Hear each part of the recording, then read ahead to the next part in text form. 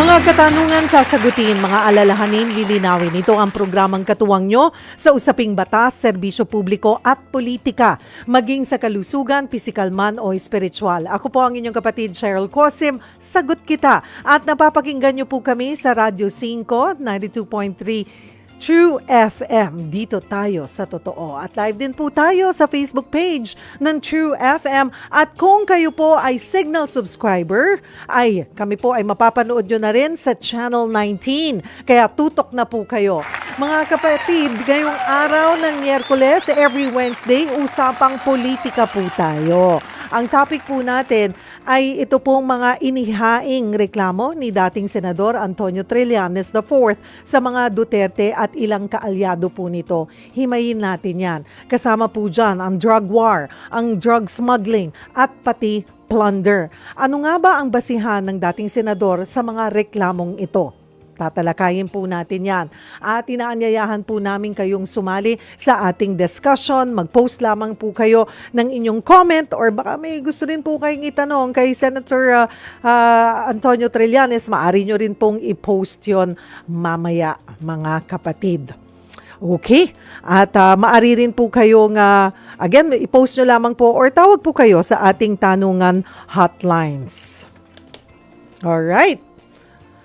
Unahin na po natin, simulan natin. Saan muna ba tayo? Okay, simulan po natin. Hingin muna po natin ang kanyang panig sa mga issue na ating nabanggit. Kakasama po natin sa linya ng telepono, Senator Bato de la Rosa. Senator Bato, magandang hapon. Thank you for joining us. Senator Bato? Okay, balikan po natin, mamaya subukan po nating makontak. Diretso na po tayo dun sa ating issue. Kasama po natin dito live sa studio, former Senator Antonio Trillanes IV. Senator, thank you for joining us. Maraming salamat, Ms. Cheryl, for inviting me. Natuloy din tayo. Yes, Natuloy din tayo. Pero mainit, marami po tayong pag-uusapan, marami tayong tatalakayin. Drug war, drug smuggling, at plunder case. Mm-hmm. Ano pong mga basihan natin dito sa mga reklamo ninyo laban sa mga Duterte? Isa-isahin ba natin yan, Sen? Yes. Sige, para din mas ma-explain natin sa mga kababayan natin. Mm-hmm. Some people, of course, diba? Dalawa yan dalawang isipin nila na kung saan kayong panig. Minsan, against the Duterte, sasabihin, ay, pakawala ng administrasyon. Kailangan may basihan. So, sige po. Go ahead, Senator. Okay. Ito pong mga cases na inihain ko, ito rin yung mga naimbestigahan namin sa Senado when I was still a senator. Kaso noong mga panahon na yon, talagang kontrolado ng Duterte administration yung iba't ibang sangay ng gobyerno. Specifically, yung hudikatura, mapa DOJ man, NBI at kung ano-ano. Kaya ang ginawa natin, yung mga ebidensya na kalap namin noong mga panahon na yon, ay hinawakan lang namin at ang plano is pagkawala na sila sa pwesto, yun ang right opportunity na i-file ito mga to. So una muna, yung plunder case na final ko kay Duterte at kay Bongo. No? Ito ay tungkol dun sa mga infrastructure projects worth 6.6 billion pesos na inaward nila Duterte doon sa tatay at sa kapatid ni Bongo. No? Yaan po, kahit gaano mo paikot-ikutin, illegal po yan. No? May conflict of interest, graft, and corruption, and dahil sa laki ng halaga, plunder po yan. Biruin nyo, binigay nila, inaward nila 180 plus projects ito doon sa Davao region na yun na nga, diretso mismo sa tatay at kapatid. So first degree of consanguinity ito, kaya pasok na pasok ito sa plunder. O yan, that's the first case. This is the plunder. And para lang po sa kaalaman ng lahat, we reached out to Senator Bongo para din po ma-interview namin to be fair, pero tumanggi po siyang magsalita. Yes. Okay. Go ahead, So, Senator. ang next na i-final ko ay itong tungkol sa illegal drug smuggling laban kay Pulong Duterte, Manscarpio, Nicanor Faildon, Charlie Tan, at Allen Capuyan, among others. Ito naman ay ukol dun sa 6.4 billion peso shabu shipment na nangyari nung 2017. Ngayon, liliwanagin ko lang, iba po ito doon sa ine-expose ngayon ni Jimmy Guban. Yes, yes. I was gonna say yun. that.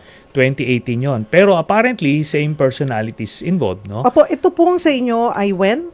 2017. 2017. Apo. Ito po yung pinalusot po sa customs at nahuli na lang doon na lang sa warehouse sa Valenzuela. No. Dito ngayon sa kasong ito ay may nakalap tayo ng mga testimonial and documentary evidence na kung saan maliwanag na ang nangyari dito, ang pinakang drug lord dito is si Charlie Tan, who is a drug lord associate of Michael Yang. Ano? Na member sila ng triad ng Chinese mainland, whether ano yan, no, Hong Kong or Macau, iba-ibang triad branches yan eh. So pare-pare silang triad branch ni Pulong, si Charlie Tan at saka si Michael Yang. Ito naman si Michael Yang at si Man Scarpio, by virtue of their being a member of the first family, sila yung nagpo-protect at nagfa-facilitate nung smooth entry and exit nung mga kontrabandong shipments, no? So sila ang nagsisigurado na hindi mahuhuli itong shipment na to, at hindi nga nahuli, no? In collusion with customs officials, kasama na diyan si Nicanor Faeldon. So nung nakalabas na doon, nasa Valenzuela, doon nag-tip yung Chinese authorities about the drug shipment apparently coming from a rival triad faction. Kaya yun ngayon, nung na-actionan ng iba't ibang ahensya, hindi na nila mapagtakpan kasi lumabas na dun sa kanilang area sa customs. So yan po yan, maliwanag yung kaso na yan. Lahat ng links na establish po natin. Senator Trillanes, sabi niyo po ay nakakalap kayo ng documentary evidence, Yes. pieces of evidence. Ano-ano po itong na talagang magko-connect, magli-link, magtuturo kasi Congressman Pulong, kay Attorney Carpio, Faeldon, and then Charlie Tan and Michael Yang. Okay. Ganito po, no? Because of the sensitivity of the case, mahirap natin ituro yung kung sino yung mga testigo dito at yung mga iba't ibang mga links nila. Kasi pag nalaman yan, syempre mga po ito, no? Mga malalaking tao ito, mga capable na saktan yung mga testigo natin. Kaya for their protection, hindi muna natin ilalahad. Pero naisampa na po natin yan sa DOJ. Sila po ang nagkakandak ng validation ng mga naisumiti natin. Kasi kung wala namang pong laman yung aking final, madidismiss po yan. No? So doon po mangyayari yan. Eventually, they'll be able to know kung sino yung mga testigo na yan. Pero by then, at least gumulong na yung kaso. But for now, premature na ilabas natin. Opo, ang sinasabi po nila ngayon ay baseless po ang inyong mga accusation. We'll see. Yan yung kanilang public statement. Pero for sure, nanginginig na yung mga yan. And alam nyo na doon sa mga sumubaybay, no, nung committee hearing sa Senado noong mga panahon na yon, talagang maliwanag na establish ko po yung mga koneksyon. In fact, pati yung pagiging triad member ni Pulong. And by the way, yung triad po ay isang sindikato po yan, sa China, Hong Kong, Macau, na involved sa drug smuggling, kidnapping, at other illegal activities. So, yung pagiging member ni Pulong dyan sa triad na yan, na-establish ko yan nung Senate hearing. Sinabi ko yung membership ng triad, ang proof niyan yung tattoo sa likod. So, in fact, I dared him. No? Pakita mo. Hindi niya pinakita kasi kasi sabi ko, hindi ko naman pinaguhubad siya doon sa plenaryo, no? Pumunta lang siya doon sa isang kwarto sa Senado at sasamahan lang siya nung Sergeant at Arms, pipicturean lang yung likod niya. Kung wala, then that was the best time na pahiyain ako sa publiko na mali yung aking information. Pero the mere fact that he refused to do so, yun na yun. It's practically an admission of guilt. Wala ho ba kayong nakakalap na baka may nakapag-picture ng likod niya? Wala po tayong ganong ebidensya? I don't know. But I'm sure, siguro pag nag-swimming yan, ano na yan, palagi na yan naka-t-shirt. Okay. With this po, when did you file this again, Senator? Paano po ang mga susunod na mangyayari? Okay. I filed that from last week of June, yung the first case. Then, magkasunod second week and third week of July yata yung second and third cases. No? Yung third case, ito naman yung sa frigate. Yung plunder case sa frigate. 16 billion worth yung frigate na yon. Ang ginawa nila dito, after mapirmahan yung kontrata na in-order yung frigate, kasama doon yung mga specific equipment na i-install sa barko. Nangyari, binago nila yung list of equipment. Ang ginawa nila, yung mas mura yung gusto nilang ilagay. Hindi ngayon pwede yon kasi ang in-order at pinirmahan ng Pilipinas through the Philippine Navy at ang gusto ng Philippine Navy, yung mga primera klase na equipment. Pero nga, mas makakatipid yung kontratista kung papalitan nila ng mga mas murang klase, no? Ayaw nung flag officer in command ng Navy mangyari. So, ang ginawa nito mga kontratista, kasabwat itong si Bongo at si Duterte, pinwersa yung Philippine Navy na tanggapin yon. Nung ayaw pa rin ng flag officer in command, tinanggal siya sa pwesto at naglagay sila ng panibagong opisyal na pipirma. So ngayon, ang nangyari, ito na nga, in-install nga yung mas mahihinang klase. So ang analogy nito para kang umorder ng Mercedes-Benz, pero nung diniliver sa'yo, Mercedes-Benz lang yung kaha, pero yung makina ay pang owner na jeep. Parang ganon ang nangyari. Ang sinasabi rin po dito ni Senator Bongo, recycled at black propaganda nyo lamang po ito. Ganun naman yung napaka-lame nung alibay niya, no? Kasi kahit sabihin mong recycled yan, nung unang nilabas ko yan, hindi nila hinarap yan. In fact, buong kabinete pa ang umattend sa hearing noon. No? Hindi nila sinagot na maayos yan. At ngayon, kailangan nyo pa rin sagutin kasi hindi mo sinagot the last time. So yun lang po ang depensa nila. Pero maliwanag po, documentary ito. Ang dami naming nakuhang documentary and testimonial evidence dito. May mga testimonya po talaga na pumirma. Maging doon po sa pinalitan na official na ayaw pumirma? Hindi po natin masasabi kung sino-sino, no? Just to protect their identities, basta't marami ho. Kasi putok na putok itong kaso na to. Ang dami namin nakuhang documents dito. Talagang diretso ang turo sa kanila. Magkano pong kickback ang pinag-uusapan dito, Senator? Dito sa dalawang nakatipid yung kontratista dito sa ginawa nilang maniobra, at least mga 3 billion pesos. No? Estimate namin kasi hindi lang yung combat management system ang pinalitan pala. Apparently, pati yung mga sonar at iba-iba, pati yung size ng barko, mas niliitan after na napirmahan yung kontrata. So, lahat ito, mga violations ito ng Anti-Graft and Corrupt Practices Act. So, lumalabas dyan, dito po sa particular na kaso, ito pong separate case ito, the plunder case, doon po sa frigate. Pag-purchase po ng frigates, may liability dyan, yung pumirma. At yung mga iba pang sangkot po dyan. Kasama po ba yun doon sa inyong kinasuhan? Opo, mga John Does and Jane Does po. No? Kasi mga members ng Bids and Awards Committee, Acceptance Committee, sino yung nag-utos sa kanila na tanggapin ito? So, kailangan nila magsalita. Otherwise, dawit sila sa kaso. Pero ang talagang finailan nyo lamang po ng kaso ay si Senator Bongo and dating Pangulong Duterte on this. Hindi po. Pati si Admiral Empedrad, yung pumalit na flag officer in command na pumirma. Yan. Tapos ibang yung mga contractors, may DND officials, na sila yung nagpepuwersa sa Navy noon na natanggapin yon. And ano to written ito. Documented yung pagpuwersa nila sa Navy to accept it. Kaya mahirap malusutan ito. And eventually, meron pipiyok dyan. As it is nga, marami nang pumiyok.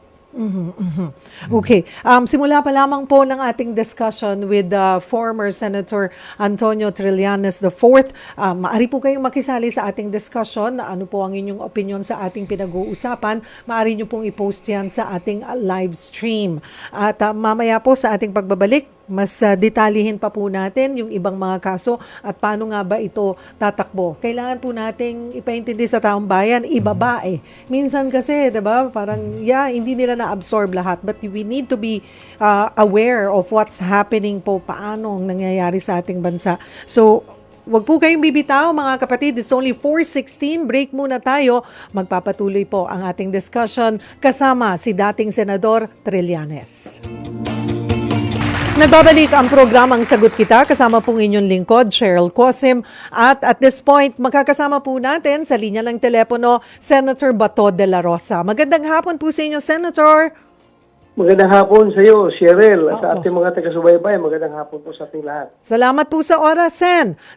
Yes po. Umpisahan ko po doon sa sinasabing, kasama raw po kayo sa Blue Notice List na hiningi po ng ICC sa Interpol. Although hindi pa po ito kinukumpirma ng Interpol, ano po ang reaction nyo on this? Wala mang problema dyan, Cheryl, kasi blue notice list lang yan. Monitor ka lang kung saan ka pupunta, mga information about you. Opo. Yun lang naman ang hinihingi yan. Hindi naman yan warrant of arrest. Okay. Pero nag-reach out na po ba sa inyo ang ICC? Kung sakali man, handa ho tayong makipag-usap po sa kanila? I don't know kung ito'y merong nag-reach out sa opisina ko, pero hindi pa namin confirm yung true identity nito, kung authentic ba ito talaga ng mga tao. ICC ba ito sila? Pero as of now, hindi kami nakipag-engage sa kanila because yun nga, wala naman silang jurisdiction sa atin, kaya hindi namin sila in-engage. So kung mapatunayan man o ma-confirm po natin na talagang they're from ICC, how will you handle this ng opisina po ninyo? Will you cooperate? Well, yun nga, kung mag-cooperate ka, it's tantamount to submitting to their jurisdiction, di ba? At kiniklaim naman talaga natin na wala silang jurisdiction sa atin, so hindi na tayo mag-cooperate. Hindi nga nag-cooperate ang ating gobyerno, bakit pa ako mag-cooperate na hindi nag-cooperate ang ating gobyerno? Pero sakali man, Senator, para po mas maintindihan ng mga kababayan natin na maglabas po ng arrest warrant ang Interpol, paano po yung magiging next move ninyo rito? Though sabi po ng, 'di ba, parang hindi po makipag-cooperate ang pamahalaan, pero may pag naglabas po ng arrest warrant ang Interpol, ay pwede po nila yang gawin dito sa ating bansa. Di po ba? Cheryl, ang Interpol ay walang kakayahang maglabas ng warrant of arrest. Baka you're referring to the ICC. ICC. Maglabas ng warrant of arrest at i-request ng Interpol yes. na Thank you for that. yung warrant of arrest. Thank you for that. Opo. So, ganun na magiging possible scenario, no? Kausapin lang Interpol na i-implement yung warrant of arrest na issued nila. For information sa ating mga kababayan, ang Interpol po ay walang sariling police. Ang Interpol po, nag-exist lang yan siya for coordination and cooperation between and among member police agencies from the different countries. Okay. So ang meron sa Interpol ay secretariat lamang, yung taga-receive ng communication at taga-bato ng communication, yan pang meron ng Interpol. So ang gagawin ng Interpol ngayon dyan, kung i-request sila ng ICC na ipa-serve yung warrant na in-issue ng ICC laban sa amin, ay kakausapin nila yung PNP, police, maybe. yung PNP. So pagkausapin nila yung PNP, alam naman ng PNP ang sitwasyon. Alam na ng PNP na wala na silang jurisdiction sa atin. So pwede at very clear na walang obligasyon ang PNP na i-implement yung warrant of arrest na galing sa ICC. Dahil nga, walang jurisdiction. Ang meron lang kung ang ICC makakuha sila ng warrant of arrest galing sa ating Supreme Court o sa mga lower courts natin dito sa Pilipinas, ayan ay pwedeng i-implement ng PNP. Pero kung issued not by judicial yung korte na walang judicial jurisdiction dito sa atin sa Pilipinas, hindi naman yan i-implement ng PNP. Hindi naman tanga yung PNP na mag-implement ng warrant na walang jurisdiction sa atin, no? Sa Pilipinas. So, in short, walang mangyayari yan. Walang mangyayari. Kasi ang PNP naman, mag-iisip yan, kung gagawin namin ito, we will be doing an illegal act. Illegal yung gagawin nila. So, liable sila ng illegal detention kung kapag arestuhin nila yung mga tao na nakapangalan sa warrant of arrest ng ICC, magkakaso sila. At yung mga opisyalis naman ng gobyerno na mag-cooperate para ma-serve yung warrant of arrest, liable din sila ng graft. Kakasuhan din sila ng graft dahil nga walang jurisdiction. Lapag yan sa ating konstitusyon. Ang may power lang mag-issue ng warrant of arrest sa atin ay yung ating mga korte dito sa Pilipinas. Wala sila dahil wala na tayong obligasyon sa kanila dahil matagal na tayong umalis as member ng ICC, ng Rome Statute, no? Opo, yes. Senator, sabi niyo po, feeling niyo nagko-conspire ang admin, yellow at left group para siraan ng mga Duterte at kaalyado nito. Ano po ang inyong naging basihan para masabi po ito?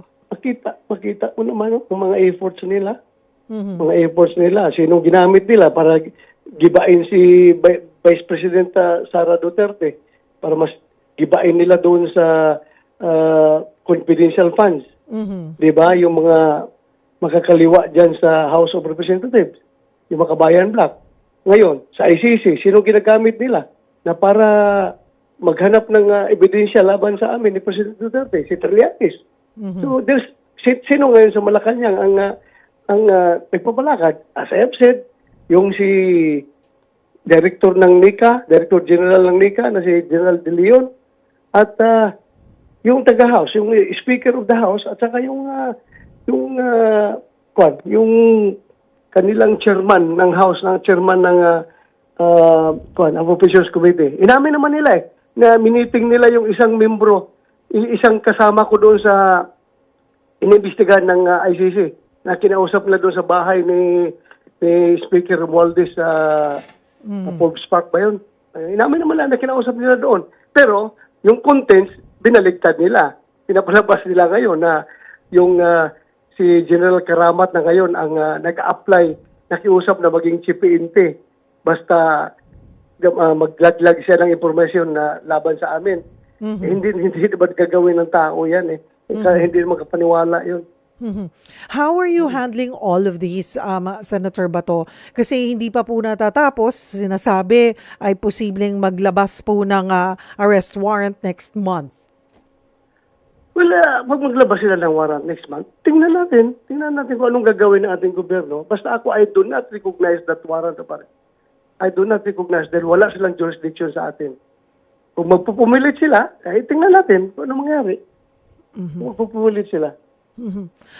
Kuhanan ko na rin po kayo, Senator, panghuli. Ano pong masasabi nyo dito sa mga inihaing reklamo po ngayon ni dating Senador Trillanes laban po sa mga Duterte at kaalyado nito? Though hindi po kayo kasali doon. Well, matagal naman yung mga kasong pinagpapile. Sige lang, go ahead. Kung anong gusto niyang gawin, hayaan mo lang siya. Meron naman tayong korte. Ang importante, dito niya pinail sa korte natin sa Pilipinas. Okay yan. Go ahead, Mr. Trillanes. Gawin mo yung gusto mo.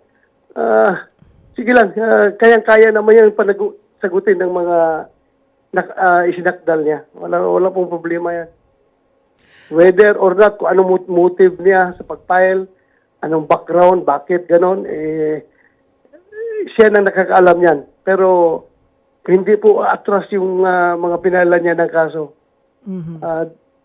Sasagutin yung kaso na pinail niya.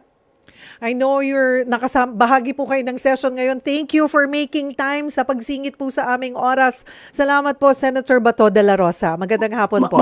Maraming salamat, Cheryl. Thank you very much. Magandang hapon. Ayan po. Mga kapatid, patuloy po natin. Ayan po si Senator Bato de la Rosa. Kasama pa rin po natin dito si Senator Trillanes at sasagutin po natin yung mga ilang sinabi ni Senator Bato de la Rosa. Break ng mabilis. Huwag po kayo bibitaw. Magbabalik po kami. Nagbabalik po ang programa ang Sagot Kita. Kasama pa rin po natin dating Senador Sonny Trillanes. Pag-usapan po natin itong ICC.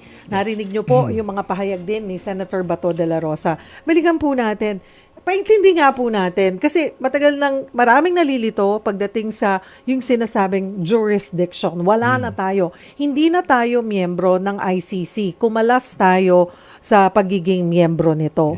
Ano po ba yung iniimbestigahan ng ICC? Balik tayo sa basic, Sen. Okay. Ganito po. Siguro, ilatag lang muna natin yung pinakang konteksto. Totoong alam ng mga kababayan natin na may mga patayan na nangyari noong panahon ni Duterte. Libo-libo po yon. May mga kamag-anak sila, kapitbahay, kung sino-sino. Kilala nila. Alam nila nangyari yon. Kasi pag pinapakinggan mo lang itong sila Senator Bato at kung sino man, parang wala silang kasalanan eh. Kailangan i-establish natin na merong kasalanan na nangyari. Libo-libong pinatay. Crimes against humanity tawag niyan. Ngayon, dito tayo sa ICC. Itong ICC, bunga ito nung Rome Statute na tinatawag na pinirmahan yan ni President Aquino noong 2011 at nag-concur yung majority ng more than 16 senators noong panahon na yon. Kasama na si President Bongbong Marcos ngayon when he was still a senator. I was also a senator back then, so napirmahan yan. Doon sa Rome Statute, nakalagay doon na pagka-miyembro ka ng ICC, may jurisdiction sila. Ngayon, nakalagay din doon na pagka nag-exit ka or kumalas ka doon sa ICC, merong 1 taon pang palalagpasin bago magiging effective yung withdrawal mo sa ICC. At nakalagay din doon sa Rome Statute na kahit mag-withdraw ka, yung jurisdiction ng ICC nung panahon na miyembro ka ay mariretain. Hindi mawawala yun. Oo, nakalagay yun dun sa international agreement na pinirmahan natin na Rome Statute. Kaya kahit kumalas si Duterte noong 2018 na naging effective noong 2019, covered pa rin tayo ng ICC dun sa mga panahon na miyembro tayo. Hanggang 2018. Hanggang 2019. Hanggang November 2011 hanggang March 2019. Okay. Kasi March 2018 siya nag-withdraw pero nakalagay sa Rome Statute ang effectivity ng withdrawal mo is 1 year after pa. Yes. So, yan yung coverage. Nakalagay doon pinag-agreehan natin sa international agreement na yon na kahit kumalas ka, yung panahon ng miyembro ka, may jurisdiction niya ICC. At bunga nung kasulatan na yon, Rome Statute, nagdesisyon na ang Korte Suprema at nirelease last year na sinasabi na merong jurisdiction ang ICC dun sa panahon ng miyembro tayo. Maliwanag na yan. Kaya yung mga sinasabi ni Senator Bato, panggulo yun opinion niya yon. Pero yung nakasulat na sa Korte Suprema mismo natin, 15-0 ang desisyon, inire-recognize yung jurisdiction. Okay. So ngayon ganito, totoo, wala ng jurisdiction yung ICC ngayon. 'Di ba? Kung maglalabas man ng warrant of arrest yung ICC, padadaanin nila sa Interpol. Ngayon, tayo po, ang Pilipinas, miyembro ng Interpol. No? Valid yung international agreement na yon. So pag pinasa nila doon, yung Interpol, meron niyang desk dito sa PNP, no, yung tinatawag na National Central Bureau, na maglalabas, magno-notify ng red notice, no? O kung ano man. Tapos, because of our agreement with Interpol, automatic i-implement nila yon. Hindi pag-iisipin yung PNP na ICC ba to, hindi ICC. Kasi ang lalabas dun sa kanilang computer, dun sa Interpol, galing sa Interpol. Galing sa Interpol, National Central Bureau, ang lalabas lang dun, may warrant of arrest itong mga ito. May red notice itong mga taong ito. So, walang debate dyan. I-implement nila yan. Kaya yun yung sitwasyon. Hindi tayo miyembro sa ICC, tama, pero miyembro tayo na Interpol. Yung Interpol, ngayon tuwing may red notice yung iba't ibang bansa sa atin na nandito nagtatago, ini-implement lang yan ng police. Hindi yan nagtatanong, valid ba yung warrant nitong bansang ito o kung hindi man, hindi. Walang ganong. There's no room for any debate and doubt. Diretso, ini-implement. Ngayon, ang pwede nilang gawin, humingi sila ng petition for TRO sa Supreme Court, pigilin nila yung PNP. Di ba? Ngayon, pag nag-grant yung TRO yung Supreme Court, edi doon mapipigilan. Pero, after ng deliberation dyan, makikita ng Korte Suprema, valid ang international agreement, valid yung red notice, therefore implement. Aside doon sila mismo nagbigay ng jurisdiction sila mismo nag-decide Aside from that, ang hindi nila nakikita, meron tayong batas, yung Republic Act 9851, na nagde-define nung krimen na crimes against humanity, genocide, etc. At nakalagay doon sa jurisdiction, section 17, nakalagay po doon na ang Pilipinas, ang Philippine government may turn over any accused na Filipino citizen na iniimbestigahan ng international court. Ganun ka-specific. Ibig sabihin, walang hadlang. So, covered siya ng batas, covered siya ng jurisprudence ng Supreme Court, at covered siya ng international agreement with Interpol. Kahit gano'n paikot-ikutin niya ng mga abogado ng nila Duterte, nila Bato de la Rosa, sa kulungan pa rin po ang tuloy. Okay. Dito po lumalabas na 5 former ranking officials kasama po ang isang incumbent senator ang sinasabing nasa listahan daw. Kasama po dito si former Chief of Police Oscar Albayalde. Mayroon po former Chief of PNP Criminal Investigation and Detection Group o CIDG Romero Karamat Jr. Si former Commissioner ng National Police Commission Edelberto Leonardo. And then PNP Chief Intelligence Officer, former PNP Chief Intelligence Officer Eleazar Mata, and kasama po si Senator Bato de la Rosa. Confirm po ba ito? Mayroon po ba tayong confirmation from ICC on this? Well, di ba naglabas po tayo ng redacted document?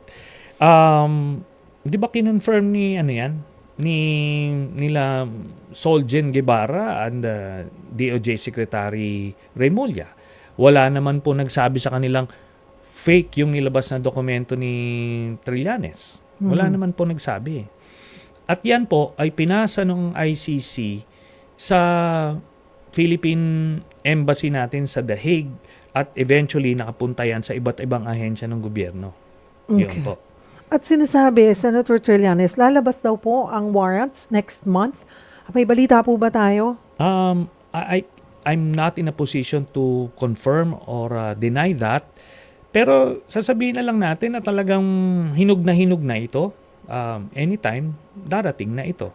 Anytime. No? So, it may come September, October, kung kailan man. Basta't doon ang tuloy nito kasi lahat ng elemento kailangan for the issuance of the warrant, nandoon na po Ano pong comment nyo sa sinabi ni ex-PNP Chief Albayalde na kini-question yung authority po ninyo na maglabas ng impormasyon from ICC?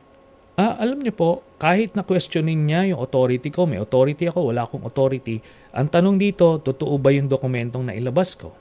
Di ba? Kung totoo naman, then that's beside the point, di ba? Ang problemahin niya is kung magko-cooperate siya o hindi. Kung hindi siya magko-cooperate, edi dawit siya. Kung magko-cooperate siya, sabihin niya yung totoo, edi baka maabsuelto pa siya.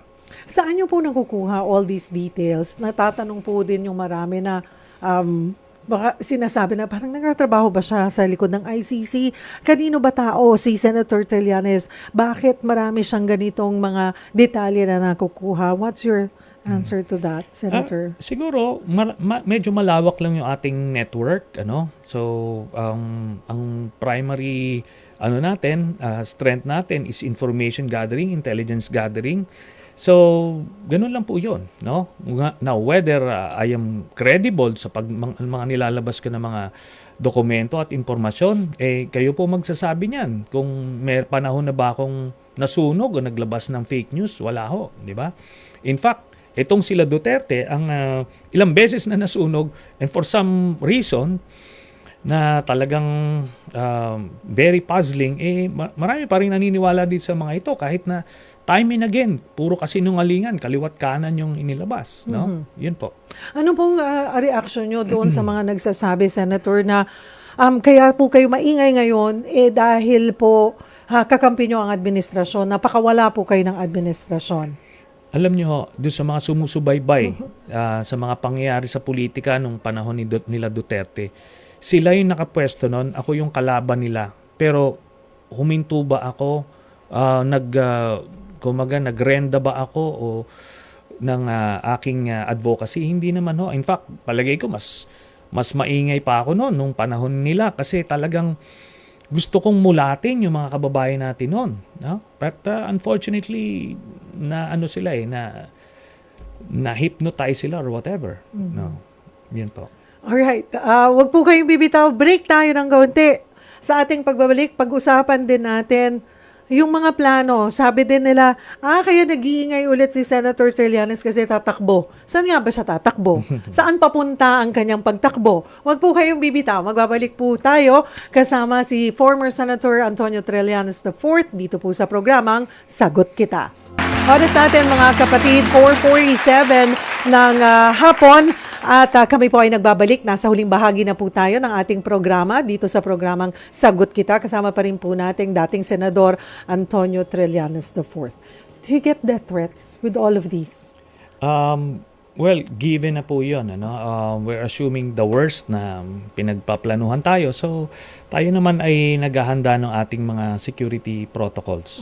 At sabi niyo po, your strength is gathering sa intelligence po. So talagang nakakaabot po sa inyo.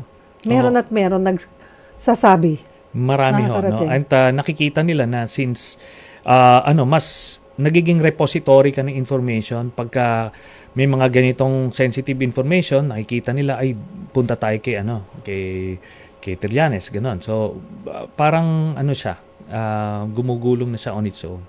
Pero alam nyo po, sa bawat paglabas nyo, kung saan man kayo nanggaling, nandun palagi yung panganib. Sabi ko nga, it's a given. Hindi naman tayo nagkukumpiyansa, pero hindi naman ako napapraning. I sleep well at night. Kahit nung panahon ni Duterte, mahimbing tulog ko dyan. Kasi ang pinupurso natin, tama Diba? We should not be afraid kung tama yung tinitindigan mo. At ngayon, lumalabas po, nakikita ng mga tao na tama naman pala yung aming nilalabas ng mga panahon na yun. Balikan ko lamang po yung arrest warrant doon po sa dito po sa ICC natin, yung 5 former ranking officials kasama po Senator Bato de la Rosa. Hindi po natin alam, natanong ko kayo kanina, Senator, kung will this be next month or in October, but mas masisigurado nyo po ba na within the year ay mangyayari po ito? Malamang. Ano po ang I think intelligence? Ayan. Siguro yan yung the latest, kasi it's going to be too long. Masisira na yung ICC dito kung hindi pa lumabas yan anytime soon. So, yun po yun. At ito na nga, in fact, yung nilabas na blue notice, na yung dokumento na nilabas ko na yun, kaakibat nun was the request ng blue notice sa Interpol. Ito yan sila, kunyari, lalabas sila, pupunta sila ng, let's say, Korea. Pagdating nila ng Korea, i-hold sila doon. Lalagay sila sa holding area, antay nila yung ICC na investigators to talk to them. Kaya yun yung, magiging situation nila. At it's an opportunity for them to do the right thing. Di ba? Ito si Senator Bato, the way he spoke na hindi magsasabi itong mga ibang implicated na to, it's as if yun yung tamang gagawin. Hindi po, ang dami libo-libo yung pinatay nila. Kung maalala nyo na ito, di ba, si Duterte, si Bato, kung paano kasi siga ito, paano nila tinakot yung mga mamamayan nun. Sabihin nila, palabanin nyo. Pag ayaw lumaban, 'di ba? Bigyan nyo ng baril. Basta lahat sinasabi nila, no? Parang macho sila, siga-siga. Tapos ngayon, and hindi nila pinadaan sa due process yung mga pinatay nila. Hindi man lang dirinag test, hindi man lang inimbestigahan, no? Tapos ngayon, nagtatago sila sa judicial system. 'Di ba, na tipong, teka, walang jurisdiction 'yan. Patago-tago kayo ngayon diyan. Sana magpakalalaki kayo. Na panindigan niyo yung ginawa ninyo, no? Ang dami nyong tinerrorize na mga Pilipino at ang daming na biktima. Alam nyo, sa Caloocan in particular, daming pamilya dyan na nawalan ng mga breadwinners, no?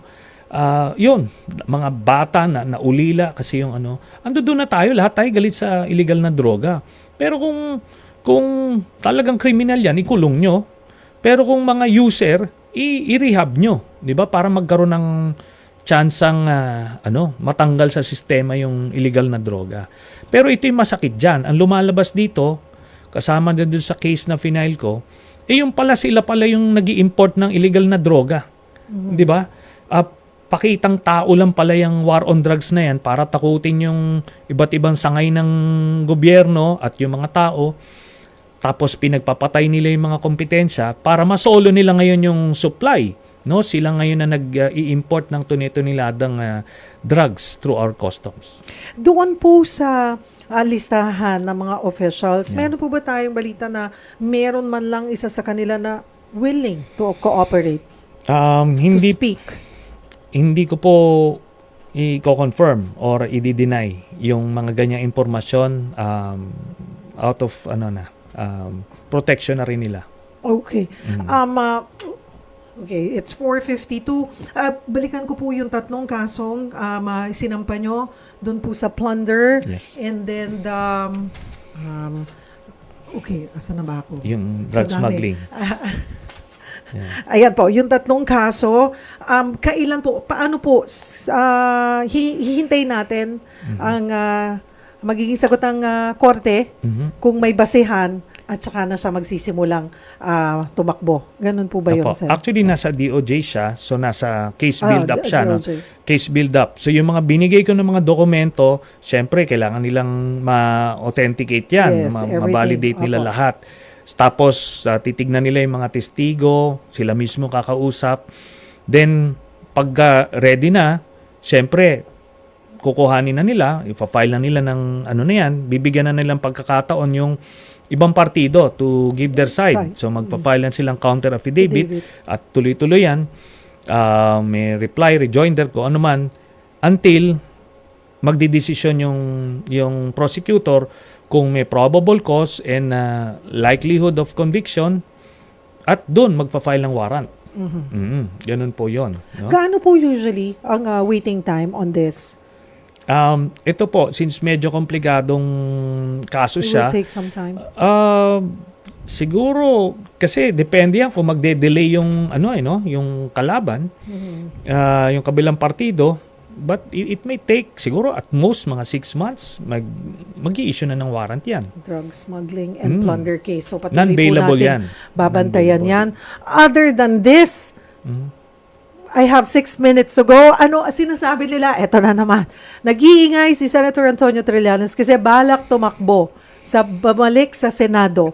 Or saan nga ba? Saan ba ang takbo nyo? Sa Senate, sa Congress, sa pagka-mayor? Saan Okay. po? Ano pong plano nyo? Ganito po, ganyan palagi ang nila, ang depensa nila. Pero kung maalala natin, nung 2016 pa lang nung nagsisimula yung patayan, nag-iimbestiga kami ng AEJ case, 2017, itong mga drug smuggling, wala namang eleksyon nun. Bakit ginagawa ko noon, hindi naman ako nag-waiver, hindi naman ako nagrenda, tuloy-tuloy, I'm just being consistent. Regardless, may eleksyon yan, meron eleksyon, walang eleksyon, gagawin ko pa rin ito, no? Kasi kailangan mapanagot sila. So basic nga, kaya nga sinabi ko kanina, unang-una, may ginawa ba talagang krimen? Meron ba talagang ebidensya? Kailangan ba sila mapanagot? Yun dapat ang importante, masagot. Regardless, may eleksyon man lang, man o wala. Ngayon, to answer your question, hindi po ako tatakbo ng pagkasenador. Therefore, itong exposure na to sa national media, wala naman pong value added for me, no? Kaya hindi po yan konektado sa pagtakbo ng kanino man. So, ang pinupursu lang po natin, yung hustisya at yung tama. Pananagutin natin itong mga gumawa ng krimen na to kasi namayagpag sila eh. All this time, nung panahon ni Duterte, nakita nyo, 6 years, kaliwat ka ng krimen yung ginawa nila. At ngayon po, nakikita natin. Hindi pa lumalabas dyan yung sa Pharmalia, tapos yung sa Sinovac na ginawa nila, ang laki ng pinagkakitaan na yun. Yun yung pinakamalaking corruption na pinatungan nila ng 2,000 kada isang vial yung Sinovac. Tapos 50 million vials yung binili. 100 billion pesos yun. Ang laki ng yun na, siguro ang record, no? Ginawa nila Duterte lahat yan. So marami pa yan kaliwat kanan. Pinagkakitaan nila yung Pilipinas at ginamit nila yung takot para magawa nila yung gusto nilang gawin. Senator Trillanes, hindi po kayo tatakbo sa national post. Yes. But ano po ang plano nyo sa midterm elections? May tatakbuhan po ba kayong pwesto at final na po ba yon or sila no the planning stage? Ngayon po ay ano pa lang, no? Yung pa lang ang direksyon. Yung grupo namin, yung Magdalo Party List ay mag-engage ulit sa midterm elections. Although hindi naman ako nominee dyan, pero yan po ang aming grupo, no? So, kikilahok ulit. Ngayon, as for myself, ang direksyon po ay tumakbo ng local post sa Caloocan, no? At bilang mayor. Pero sinasabi ko nga, hinihiwalay ko palagi yan na in-interview nyo ako dito for this information, yung mga kaso na ito. Tinanong mo lang ako ngayon about lang the naman plans. din nalaman. So hindi ko naman binovolunteer yan. Daw ako mga ngampanya, no? Opo. And I thought you're running again for Senate. So, Yeah. mayor pala, pagka-mayor sa Caloocan. Okay. Well, matagal-tagal pa medyo, pero mainit. Maaga kasing mainit ngayon ang midterm election. Yes. So, naglalabasan na rin yung mga listahan ng mga tatakbong sa pagkasenador. Ang survey naman, hindi nawawala. So, ayan po, narinig po natin ang plano ni Senator Antonio Trillanes sa pagbabalik politika. Though hindi naman talaga kayo nawala, pero na makabalik sa posisyon, but this time sa local position. Thank you for making time. Thank you for coming to the studio, Senator Trillanes. Maraming salamat, Ms. Cheryl. Anytime. Salamat po. At mga kapatid, dyan po nagtatapos ang isang oras na tanungan at sagutan. Magsama-sama po tayo ulit bukas alas 4 hanggang alas 5 ng hapon. At tuwing Thursday, Wednesday Politika, Thursday, usapang kalusugan naman po tayo. Katuwang ang MX3. Samahan niyo po kami ni Dr. Bien bukas 4 to 5 in the afternoon. At pag-uusapan po natin ang Mpox, ang monkeypox. Ano po, nagtala na, mayroon na pong isang confirmed case, naka-quarantine na po siya at binabantayan, inoobserbahan na isang 33-year-old na lalaki ang confirm po at mayroon pong mahigit 40 na yung sa contact tracing po, 40 ang ngayon naka-quarantine, naka-home quarantine na nakasalamuha po nitong itong confirmed case natin at binabantayan po yung kanilang sitwasyon. So patuloy po tayong mag-ingat bukas para mas marami po at mas maintindihan po natin ano nga ba itong Mpox, paano ba ito nakukuha, paano ba ang transmission nito.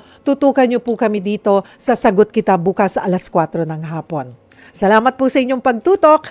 Magkita-kita tayo ulit bukas dito sa programang Sagot Kita.